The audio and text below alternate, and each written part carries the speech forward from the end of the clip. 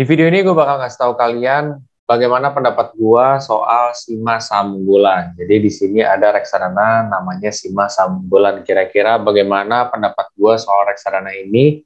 Apakah bagus atau enggak? Ya, dari kinerja sih cukup oke sekarang ya. Tapi kita lihat di depan hari. Oke, buat kamu semua yang penasaran, simak video ini sampai full.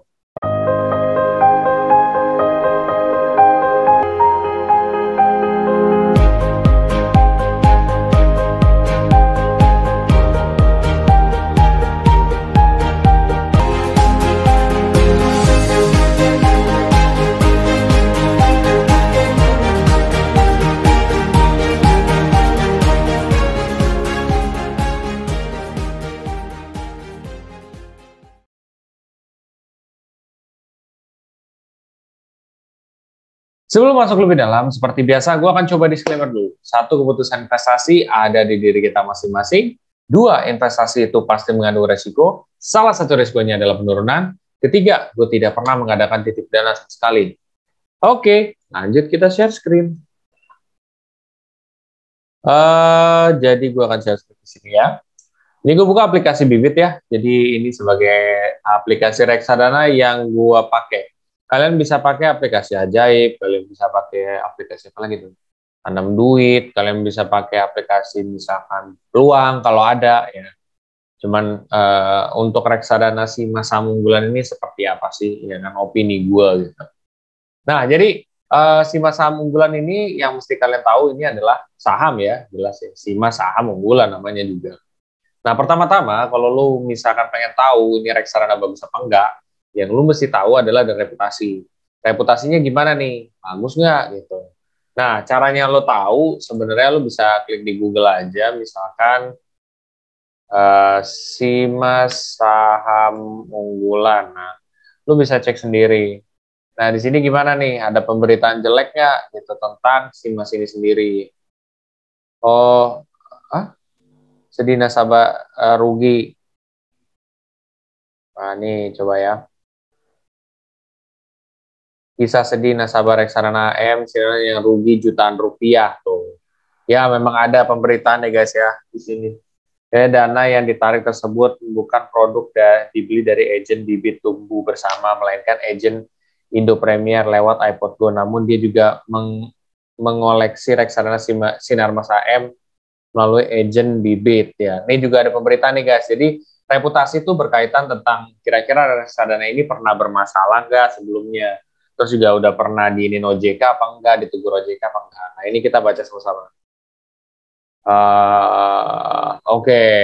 Oh, ini kita ketahuan ya, rekomendasi agen penjual efek reksadana Bibit ya, itu terhadap pemegang produk investasi kolektif Sinarmas membuat nasabah merugi. Ini ya, ini versi berita ini ya. Sebenarnya sih, jadi kesannya bahwa aplikasi reksadana ini rekomendasinya membuat orang rugi sebenarnya. Sebenarnya kalau kasus ini gue nggak bisa ngomong banyak ya. Gue tahu ini sebenarnya kasus kayak apa karena gue dulu sempat kerja di di aplikasi ini juga ya. Dan pada saat itu gue sangat tahu itu kasusnya karena apa. Jadi sebenarnya sempat ada slack juga sih antara pihak Sinarmas juga dengan aplikasi Bibit ya pada saat itu juga. Cuman ya udah dari pihak Bibit minta maaf juga. Dan dari dua sudut pandang sebenarnya tidak ada yang salah guys gitu. Bukan tidak ada yang salah sih, maksudnya tidak disalahkan.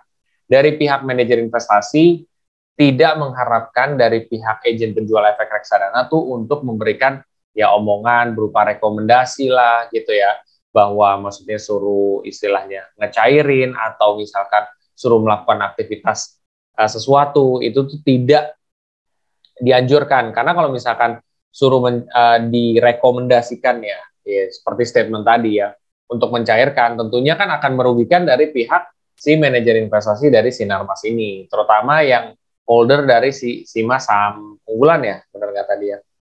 Di sini sih tidak disebutin ya, pokoknya produk dari Sinarmas ini ya. Gitu. Ya jadinya mereka merugi, ya tentu mereka kayak wah ini apa-apaan nih gitu. Pasti kan mereka nggak mau dong ini terus terjadi begini, apalagi pada saat itu tuh Bibit tuh udah gede banget gitu, dan one of the biggest kayaknya, bahkan kayaknya the biggest ya.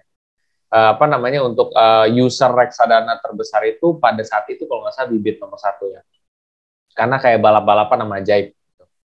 Nah, cuman dari sisi Bibit juga nggak salah guys. Kenapa? Karena orang tuh sebelumnya kayak lebih mengucilkan Bibit, kayak kesannya dia memberikan rekomendasi negatif atau apa. No, enggak apa. Dia juga nggak salah. Dari pihak Sinarmas juga, gue ngerti alasannya. Dari pihak Bibit juga gue ngerti alasannya. Atau misalkan dari Bibit ini kan kalian mesti tahu ya, Bibit itu kan aplikasi reksadana. Dia punya sistem robo-advisor yang tugasnya ngerekomendasiin reksadana yang bagus secara kinerja masa lalu. Dan itu kan rekomendasi, mau orang pilih atau enggak, ikutin atau enggak, itu adalah hak orang. Tapi kan tujuannya di sini dari pihak aplikasi ini adalah pada saat itu karena ya dia nggak mau aja gitu. Kalau misalkan tiba-tiba orang terkena ya apa ya, manajer investasi atau reksadana yang ada problem, ada masalah, takut ada apa-apa. Karena tujuan dari si aplikasi ini adalah supaya nih investor pemula tuh aman gitu loh, nggak yang tiba-tiba dananya nyangkut gitu ya, kayak reksadana yang lalu-lalu tuh yang apa namanya depannya K juga ya gitu.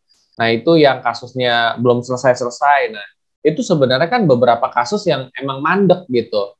Nah jadi pihak si aplikasi Bibit ini pada saat itu ya, itu dia tidak mau terjadi itu pada apa namanya si investor ini gitu. Makanya ada rekomendasi seperti itu, karena kan takut gitu ya, namanya kan dari pihak aplikasi ini tuh berjuang untuk si investor nih supaya mereka juga dananya aman. Tapi alhasil kan orang kalau ngikutin gitu jadinya cut loss kayak gitu, jadi akhirnya merugi ya. Dan tapi sebenarnya tujuan dari si aplikasi Bibit ini nggak jelek ya, karena dia mau nyelamatin dana investor juga, dan dia tuh takut gitu loh, kalau misalkan ini bisa aja suatu hari ke depan jadi masalah atau apa gitu. Jadi gimana ya, dari dua sudut pandang tuh punya alasan masing-masing, dan dari Sinarmas gue juga ngerti sendiri gitu kenapa pada saat itu ya nggak suka banget gitu ya, karena kan reputasi kok. Kalau udah diomongin kayak gitu kan kesannya bahwa Sinarmas bermasalah banget, padahal saat itu cuman emang lagi ditegur OJK aja.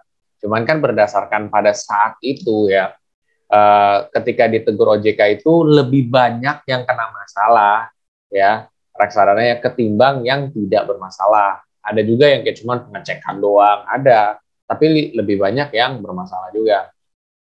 Kayak gitu sih. Jadi gue cukup tahu ya tentang kasus ini juga gitu ya. Jadi dua-duanya tuh punya point of view yang beda. Jadi kalau misalkan mau dibilang reputasi, apakah pernah dicek sama OJK atau pernah ditegur sama OJK? Iya, Sinarmas ini pernah gitu ya. Sempat juga kalau nggak salah disuspend ya, dia juga sempat ada suspension juga sementara ya berapa hari pada saat itu. Gitu. Tapi at the end of the day, pada saat terakhir sih, pemberitaan terakhir ya udah gitu bahwa pihak dari aplikasi itu dia minta maaf juga ya, bahkan CEO-nya ganti. Gitu. Oke, intinya seperti itu ya. Dan reputasi panjang banget ya. Gue karena harus ngejelasin juga story-nya tuh kayak gimana, bahwa dua-duanya tuh punya point of view yang nggak bisa disalahin juga. Oke, dari segi reputasi ya seperti yang tadi gue bilang ya, memang sudah ada teguran dari OJK juga, pernah ada ya. Dan tapi sebenarnya sampai sekarang masih eksis, berarti ya nggak masalah. Itu balik lagi kalian ya. Itu satu si Mas ini sendiri. Lalu kalau kita lihat daripada keterkenalan ya, kalau keterkenalan dan reputasi ini, Sinarmas tuh udah terkenal banget Pak. Dia kan produknya itu bukan hanya dari reksadana ya, tapi produk yang lain juga ada gitu. Sinarmas ada banyak, bangunan ya kan, Sinarmas Land dan lain-lain itu terkenal semua sih gitu. Jadi kalau untuk reputasi keterkenalan bagus, tapi di satu sisi dia pernah ditegur OJK, pernah gitu. Ya, jadi mau dibilang yang, kalau menurut gue ini opini loh ya, ini kan bebas loh orang beropini. Kalau menurut gue ya oke lah gitu. Mau dibilang bagus ya biasa aja gitu, tapi kalau mau dibilang nggak bagus juga nggak juga, karena secara reputasi udah well known by the society sebenarnya. Lalu di sini gue juga melihat ya, ada yang namanya AUM. AUM itu adalah dana kelolaan pada reksadana. Dana kelolaan pada reksadana ini sendiri itu di sini cukup tinggi ya, 1,27 triliun ya. Jadi ini dana yang sudah di atas dari 100 miliar. Jadi kalau dana kelolaan itu udah di atas daripada 100 miliar udah bagus. Ini udah 1,27 triliun. Artinya banyak orang yang trust terhadap reksadana ini, percaya. Kenapa? Karena ya banyak orang yang invest. Kalau dia nggak percaya, ngapain invest banyak? Kan gitu ya. Sebenarnya kalau lo mau lihat lebih detail lagi di sini sih. Tuh. Jadi kinerja AUM-nya nih, misalkan setahun terakhir. Oh, berarti kalau dibandingkan setahun terakhir tuh menurun nih guys, gitu. Tadinya tuh sempat ada yang 2 triliun, terus tiba-tiba turun jadi 1,27, ya kayak gitu bisa-bisa aja lo lihat kayak gitu. Oke, jadi dari segi AUM di sini bagus ya. Kalau misalkan gue lihat dari aspek CAGR ya, atau istilahnya Compound Annual Growth Rate atau kinerja masa lalu, dia udah untung 5,53%. Jadi menurut gue ya cukup baik gitu, udah bagus sih reksadananya ya. Soalnya banyak reksadana juga yang tertekan sekarang gitu, karena kondisi saham juga memang masih fluktuatif banget ya guys. Oke. Jadi kalau disimpulkan dari total AUM dan CAGR-nya bagus ya. Lalu kita lihat dari expense ratio. Expense ratio sendiri di sini termasuk yang tinggi guys. Itu expense ratio 5,12. Ya cukup lumayan lah gitu tinggi. Karena biasanya kalau yang standar itu 4%-an. Nah, ini 5%. Kalau untuk saham ya itu rata-rata 5%-an gitu yang udah tergolong sedang ke tinggi. Bagaimana cara lihatnya? Kalian bisa back dulu di sini. Misalkan kalian cek di saham tuh, kalian lihat tuh, expense ratio rata-rata berapa? Ada yang 3, ada yang 1, ada yang 1,9, ada yang 3,9 gitu. Lo bisa lihat nih di sini rata-ratanya bagaimana tuh. 1,29, 2,5, ya 5,12 kan di sini salah satu yang tertinggi kan. Nah, itu dari segi expense ratio gede. Nah, expense ratio itu apa sih? Expense ratio itu adalah biaya-biaya yang dikeluarkan manajer investasi dalam mengelola reksadana.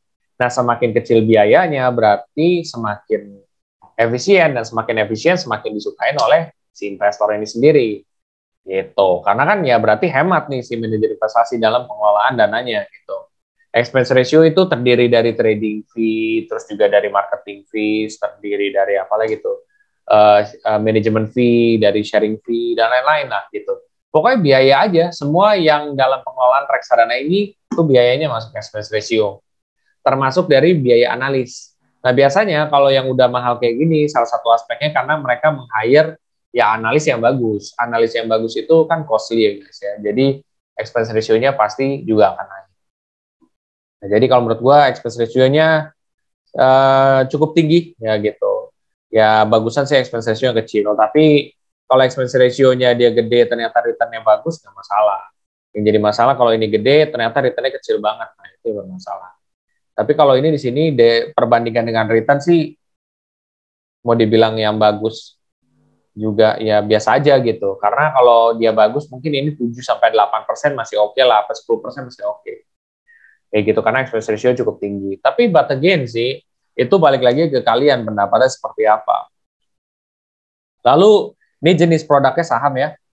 Terus kalau kita lihat minimal pembeliannya 10.000. Jadi sebenarnya di sini keuntungannya adalah kalian bisa mulai dari 10.000 guys. Jadi 10.000 itu angka yang sangat kecil gitu loh ketika buat mulai investasi. Bisa tuh. Lalu di sini biaya pembelian penjualan gratis, ya gratis guys. Karena kalau misalnya reksadana online itu rata-rata gratis gitu. Nah, di sini ada exit load ya. Exit load itu kayak misalkan biaya lah. Exit load adalah biaya yang dikenakan manajer investasi untuk penjualan dalam periode tertentu. Jadi ini biaya kalau misalkan lu tiba-tiba melakukan redemption di bawah dari 3 bulan, kena 1%, 3 sampai 6 bulan 0,5, 1 tahun ke atas 0%. Jadi itu sebenarnya adanya exit load ini berarti dia mengharapkan bahwa kalian invest di atas dari setahun. Karena kalau di bawah, ya makanya ada potongan lebih kan. Gitu guys. Ya, exit load ya, kalau kita lihat daripada bank custodian adalah bank di mana uang kalian atau uang investor itu disimpan. Nah, ini di CIMB Niaga. Bank penampung ini sangat ngaruh ya guys ya.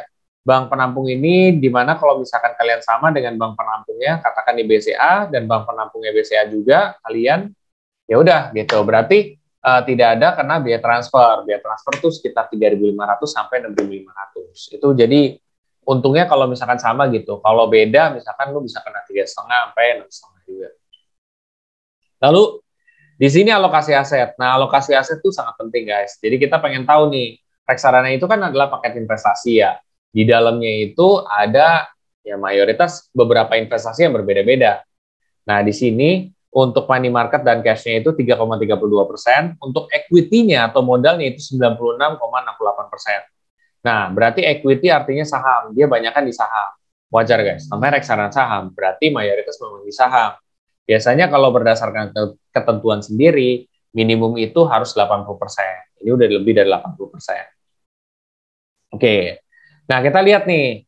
Nah, kalau misalkan alokasi aset kan sebagai gambaran kayak gedenya lah. Nah, sekarang diperkecil lagi. Kira-kira saham apa aja sih yang ada di reksadana ini?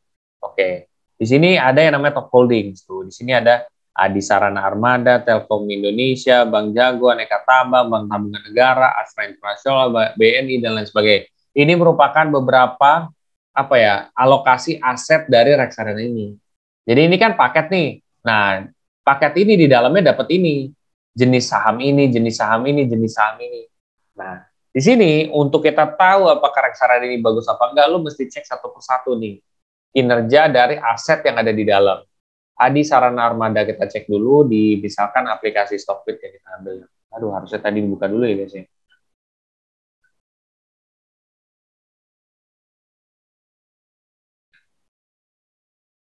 Bentar ya guys ya. Adi Sarana apa tuh tadi? Oke. Oke, kita lihat ternyata secara kinerja 1 tahun terakhir dia positif 58% ya. Jadi sebenarnya secara kinerjanya dia bagus sekali nih ya. ASSA, guys. Tapi kita lihat laporan keuangannya bagus apa enggak. Nah, dari laporan keuangannya Q1 ke Q2 dia meningkat, Q2 ke Q3 dia turun. Ya, sebenarnya kalau dari laporan keuangan so-so lah menurut gua. So-so tuh dalam arti ya kayak biasa aja gitu. Karena di satu sisi Q1 Q2 dia meningkat, tapi Q2 ke Q3 turunnya drastis banget gitu. Ini ya mau dibilang yang jelek nggak minus juga gitu, tapi dia turunnya dari Q2 ke Q3 tuh jauh gitu. Ya at the end of the day ya so-so lah gitu. Ya dari net income ya. Net income tuh apa sih kayak pendapatan bersih gitu. Kayak misalkan nih kalian jualan ya, setelah udah dikurang-kurangin dengan beban-beban dan lain-lain, itu berapa sih keuntungan yang kalian dapat? Nah, ini dia keuntungan bersihnya gitu. Ya, atau pendapatan bersihnya, sorry. Itu kayak gitu. Lalu kalau kita lihat daripada valuasinya, di sini ada kalkulator ya. Ada kayaknya. Kalkulator. Oke. Jadi di sini kita akan berhitung sama-sama ya. Apakah saham ini kemahalan apa enggak? Ini 80,37, 80,37 dikalikan dengan 31,48, 31,48. 2530 ya, 2530,04. 2530,04. Jadi harganya ya sama ya guys ya. Tidak kemahalan, tidak kemurahan, jadi standar. Lalu kita lihat daripada manajemen efektivitas ya. Jadi kita untuk melihat apakah memang dari pengelolaan asetnya itu cukup efisien dan juga kalau untuk dari pengelolaan modalnya itu bagus nggak gitu. Apakah efisien juga apa enggak. Nah, return asetnya di sini 1,97 ya berdasarkan TTM atau trailing 12 month ya. Jadi dari 4 kuartal terakhir. Nah, di sini itu 1,97 udah di atas dari 1. Jadi indikasinya bahwa memang saham ini memang cukup efisien dalam pengelolaan asetnya juga karena udah lebih daripada 1, guys. Nah, return on equity-nya di sini adalah 6,14%. Sebenarnya ini rancu, guys. Ya, return on equity kan untuk melihat apakah permodalan tersebut dibandingkan dengan apa ya pendapatan dia nih dari yang masuk ke dia itu lebih banyak mana gitu. Nah, semakin berarti yang penghasilan dia lebih banyak dibandingkan daripada permodalan yang berarti rasionya harusnya semakin gede persentasenya, berarti semakin baik. Nah, di sini 6,14%. Sebenarnya ini ya apa ya, kalau orang yang menganut di atas 8% itu menganggap kurang bagus. Tapi di sini tuh ada yang 6% udah di atas itu udah juga nggak apa-apa sih. Tapi kalau menurut gue ya so-so balik lagi ya. Jadi oke lah so-so gitu ya. Nah, jadi dari pengelolaan aset dan permodalan ya asetnya sih lebih oke efisien tapi permodalan menurut gua kurang gitu. efisiensi di permodalan tuh masih sedikit kurang. Lalu kita lihat daripada debt to equity ratio. Jadi debt to equity ratio tuh gue pengen tahu perusahaan ini banyak utang apa enggak sih? Ternyata banyak guys, utangnya 1,53. Atau mungkin di aplikasi lain tuh 153% gitu ya. Jadi utangnya tuh gede banget. Jadi perusahaan ini tuh memang berdiri mungkin banyakkan dari utangnya. Lalu kita lihat daripada current ratio. Nah, current ratio-nya 1,08. Jadi walaupun memang utangnya banyak, kemampuan dia untuk melunasi itu gede guys. Jadi oke. Jadi kalau dari segi utang dan juga cara membayarnya mereka mampu, dari segi efisiensi asetnya udah oke, tapi dari efisiensi permodalannya itu masih sedikit kurang. Terus juga kalau kita lihat dari kinerjanya baik ya, sangat baik gitu ya. Tapi dia lemah di net income, pendapatan bersihnya masih so-so, gitu, biasa aja. Kalau kita lihat dari dividen, dia bagi dividen, tapi masih kecil guys. Ya menurut gue sih overall ya apa ya, mau dibilang bagus juga sebenarnya agak kurang gitu. Ya oke ke bagus kali ya, oke kali ya, lebih ini ya. Karena gue tidak hanya memandang dari kinerja doang guys, karena kinerja ini itu tuh sementara. Dia bisa aja dijatoin kayak gitu. Bisa ada praktek pump and dump gitu. Tapi yang paling penting adalah laporan keuangan. Tapi kalau laporan keuangannya bagus, terus kinerjanya bagus, ya udah, itu bener. Oke, jadi ini merupakan salah satu yang membuat kenapa si saham unggulan ini positif ya untuk 5,53%. Mari kita cek misalkan di Telkom Indonesia. Telkom Indonesia gimana nih? Apakah kemahalan atau seperti apa? Mari kita baca sama-sama ya. PT Telkom Indonesia. Oke. Berdasarkan kinerja 1 tahun terakhir, ternyata dia positif 33,72%. Wow, peningkatannya signifikan nih guys. Gitu.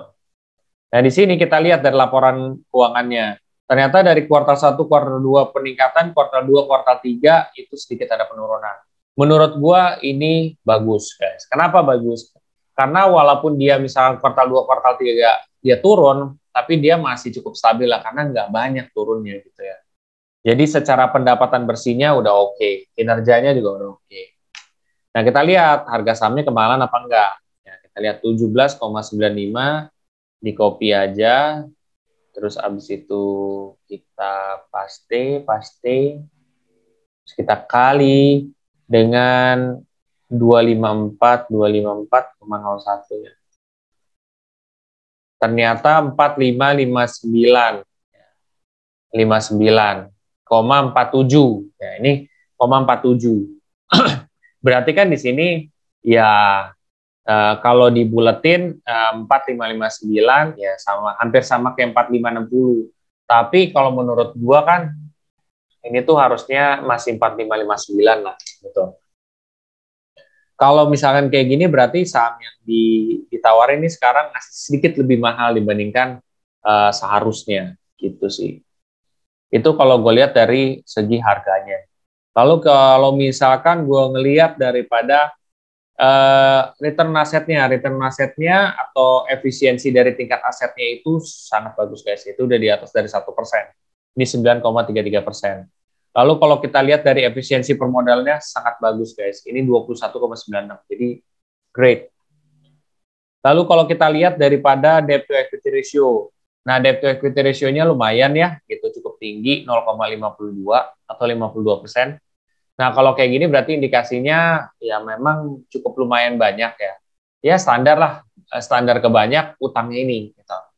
Nah, ability untuk melunasinya kita bisa lihat dari current ratio-nya itu 0,60. Jadi sebenarnya masih kurang. Mereka utangnya lumayan banyak, tapi kemampuan untuk membayarnya juga agak susah guys. Ya agak susah, tapi bukan berarti nggak bisa. Nah, cuman ada beberapa yang berpendapat juga kalau debt to equity ratio-nya masih di bawah dari 1, itu perusahaan ini masih mampu untuk melunasin. Cuman ada orang juga yang berpendapat current ratio itu mesti 1 dulu, berarti mengindikasikan bahwa ya dia benar-benar bisa melunasi gitu loh ya dari utangnya tersebut. Jadi kalian mau tipe yang mana? Sama aja sih. Nah, kita lihat daripada dividen. Dividennya ini bagus banget, ini 168, jadi udah cukup tinggi banget ya gitu untuk per lembar sahamnya itu besar gitu.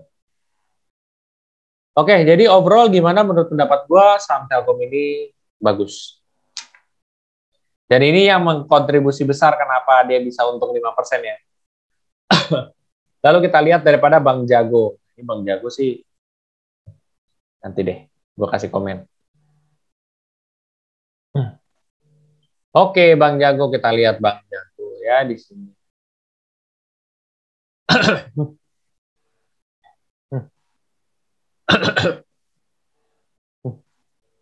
Oh, nggak ada Bang Jago, Pak.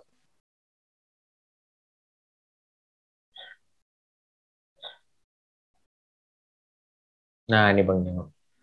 Harto. Kinerja 1 tahun terakhir Bang Jago dia positif 39,05%. Jadi sebenarnya bagus guys ya secara kinerja. Tapi kita lihat laporan keuangannya. Laporan keuangannya di sini, baru keluar ya. Dia minus di kuartal 1, kuartal 2 dia meningkat, ya ada improvement dari minus 38 miliar menjadi minus 9 miliar. Dari minus 9 miliar jadi 14 miliar, 14 miliar jadi 119 miliar. Based on, ya berdasarkan dari laporan keuangan sekarang, menurut gua pendapatan bersihnya bagus. Sebelumnya kan kurang begitu bagus ya. Ini bagus. Gue fair-fairan aja, maksudnya gue lihat dari laporan keuangan aja gitu. Karena data bisa berubah sewaktu-waktu guys. Dia cenderung meningkat terus loh. Gitu. Kalau kita lihat daripada P ratio-nya, annualize 2205.01,01. Mari kita lihat dulu ya, C.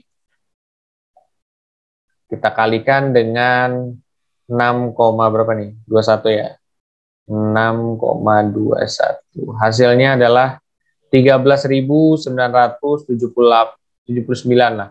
Nah, kan 78 berarti nilai intrinsiknya ini ya 13.978, ini 13.975. Berarti nilai intrinsiknya itu lebih besar ketimbang yang dijual. Artinya saham Bang Jago ini lagi murah gitu. Oke, situ ya. Terus kita lihat ROA, return on asset. Untuk efisiensi asetnya dia mencoba untuk menjadi efisiennya tapi masih kurang menurut pendapat gua.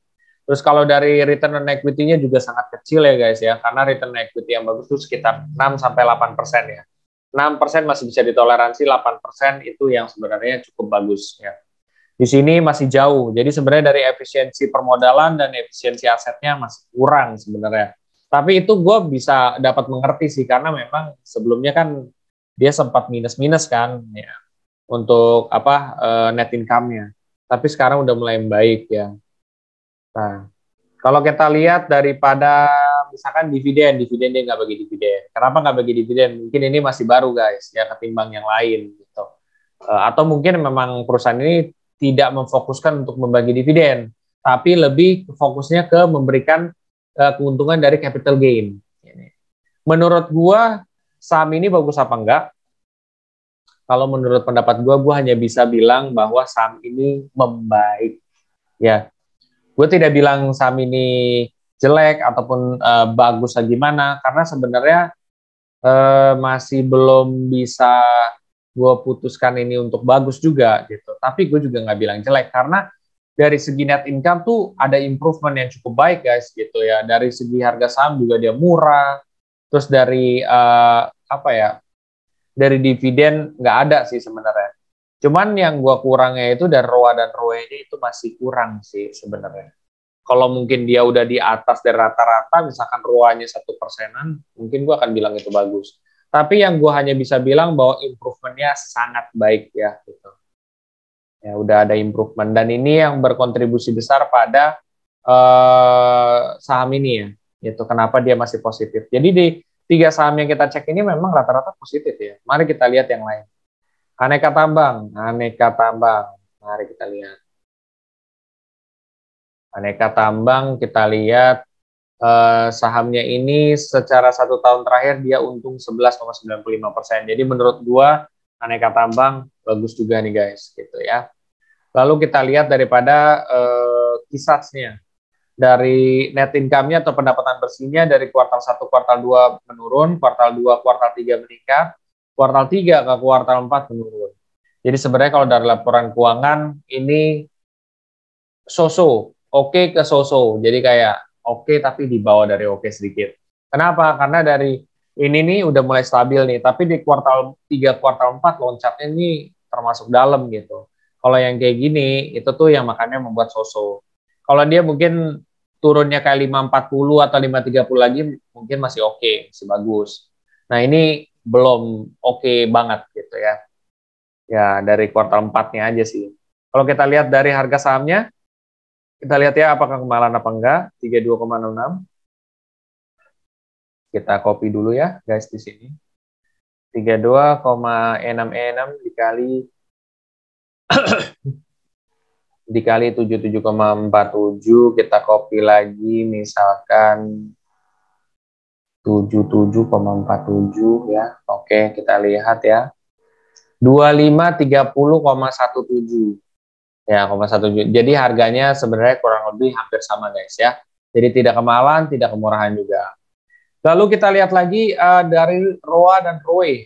Kita lihat dari effectiveness-nya, lebih efektif. Lebih ke efisiensinya gimana. Nah, di sini udah lebih dari satu ya, jadi dalam pengelolaan asetnya, Antam ini sendiri udah cukup efisien, udah sangat efisien sih ya. Return on equity-nya cukup oke ya, artinya dari hasilnya sendiri dibandingkan dengan permodalannya itu udah cukup bagus ya, karena udah di atas dari 8%. Lalu kita lihat daripada rasio utangnya juga kecil ya guys ya, jadi Antam ini rasio utangnya kecil ya, 0,29. Kemampuan untuk melunasinya juga di current ratio-nya itu 1,79, jadi kemampuannya sangat besar. Lalu kalau kita lihat bagi dividen, dia bagi dividen gitu, cuman kecil 16,74. Overall menurut pendapat gue bagus nggak? Bagus. Ya. Bagus, walaupun dia ini turun sebenarnya masih so-so, tapi ROA dan ROE-nya tuh masih ke cover, solvency-nya atau kayak kemampuan untuk membayar utangnya juga bagus, dia bagi dividen, bagus sih. Rata-rata cukup baik gitu ya. Dan ini yang menyumbang daripada positif juga pada Sima saham unggulan. Jadi sebenarnya part-partnya itu positif semua ya. Kita lihat. Bank Tabungan Negara, mari kita lihat lagi ya. Ini Bank Tabungan Negara menyumbang positif apa negatif? Oke, ternyata menyambung negatif ya. Membuat negatif. Jadi negatif minus 2,5% ya. Key stats-nya kita lihat dari laporan keuangannya, Q1 ke Q2 dia turun, Q2 ke Q3 dia naik, Q3 ke Q4 dia naik. Overall sahamnya untuk net income-nya bagus ya, dari pendapatan pemasukannya itu bagus. Jadi karena dia dari naik ke turunnya drastis memang ya, tapi dari turun dia naiknya ini ke sini dia bagus, dari ke Q3 Q4 dia naik drastis. Jadi overall cukup oke. Lalu kita lihat dari P ratio-nya ini sendiri ya, kita lihat apakah kemahalan atau tidak ya. 7,82 ya, kita lihat 7,82, kita copy saja ya guys ya. Kita lihat di sini C, kita paste. Lalu di sini 224,38 kita copy aja. Lalu kita kalikan, kita copy. Nah, 1754,6, 17,55 lah. Nah, berarti di sini ya apa namanya hampir sama lah gitu ya. Kalau dibuletin sama sih gitu. Jadi sebenarnya kalau mau misalkan mau diambil juga ini sedikit kemahalan. Cuman ya kalau dibuletin sama sih harganya. Itu BTN. Jadi kalaupun dibilang kemahalan juga ya sedikit, kalau enggak ya pas. Oke, lalu kita lihat daripada return aset dan return equity. Return asetnya itu 0,64, jadi sebenarnya belum efisien ya, gitu karena di bawah dari 1 juga. Return on equity-nya di sini sudah di atas dari 8%, berarti cukup baik ya di sini. Artinya permodalannya dibandingkan dengan apa yang dihasilin itu lebih gede apa yang dihasilin. Nah itu 11%, udah di atas 8%, itu bagus ya. Dari permodalan berarti manage-nya itu bagus. Lalu kalau kita lihat dari dividen ya, dari dividennya ya oke lah gitu, dia bagi dividen juga 22,44. Oke, kita lihat overall menurut pendapat gue gimana, dari net income-nya bagus, dari ini ya standar aja. Terus kalau kita lihat daripada manajemen effectiveness, ROE-nya bagus, tapi ROA-nya belum. Jadi efisiensi asetnya masih kurang, tapi ROE-nya cukup oke. Overall, what do you think, Jason? Menurut gua gimana ya? Cukup oke lah kali ya, cukup oke tapi kurang gitu. Cukup oke kurang. Tapi kan soalnya karena ROA-nya ini di bawah dari 1 guys, tapi ROE-nya itu bagus gitu. Ya, jadi karena berdasarkan hal tersebut dan dia bagi dividen dan net income-nya juga cukup baik, ya masih cukup oke lah gitu. Seperti itu Bang tabungan negara. Kalau ditanya apakah gue mau invest di sini atau enggak, kalau gue ada budget, jawabannya untuk saat ini belum.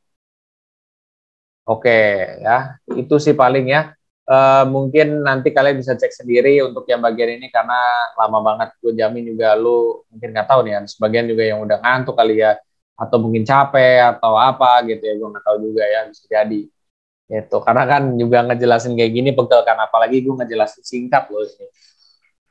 Oke, itu aja pendapat gua soal saham Sima Saham Unggulan ini. Jadi sebenarnya overall isinya itu bagus ya guys ya. Ya, overall isinya memang bagus, tapi ada juga yang berkontribusi minus juga. Seperti yang gue jelaskan tadi. Terus juga di sini kan gue tadi juga udah jelasin dari segi reputasi ada sedikit kekurangannya juga ya. Gue open aja gitu ke kalian. Nah, di sini gue mau ngasih tahu ke kalian bahwa gue tidak ingin menjelekkan satu brand tertentu atau reksadana tertentu atau apapun, tidak ada ya guys ya. Tapi ini pure karena opini pribadi gue sendiri. Balik lagi semua ke kalian ya. Ambil positif, buang negatifnya juga. Dan di sini gue tidak menilai kayak cuman oh ini jelek nih rata-rata atau mungkin ini bagus nih, enggak kan. Gue netral juga. Gue tadi bilang ya kalau kurang bagus, reputasi begini-begini. Kalau misalkan dia bagusnya di mana, gue juga tadi udah jelasin ya. Seperti itu. Jadi overall udah gue jelasin juga. Semua balik lagi kalian. Kalau kalian setelah ini tertarik, ya udah gitu kalian bisa invest. Kalaupun enggak, ya udah mungkin bisa pilih yang lain. Oke, itu aja review dari gua hari ini. Mudah-mudahan bermanfaat juga. Nah, buat kalian yang setelah ini ingin mempelajari lebih dalam lagi soal reksadana, kalian bisa cek di playlist Investor Mula. Dan buat kalian juga yang setelah ini ingin mulai berinvestasi reksadana di aplikasi Bibit, kalian bisa pakai kode referral gue yang ada di bawah ini atau di kolom deskripsi. Dan apabila kalian misalkan invest minimum 200.000 yang pakai Robo Advisor, maka kalian bisa dapat cashback reksadana 25.000. Lumayan kan untuk nambahin investasi kalian, tapi itu adalah optional, artinya tidak harus. Kalau kalian mau silahkan, kalau enggak juga nggak masalah, itu adalah hak kalian juga. Oke semuanya, bila mana kamu suka dengan konten ini, please share aja ke sobat investor yang lain, dan jangan lupa untuk subscribe, like, dan komen di video gue. Sampai jumpa di video gue selanjutnya. Terima kasih.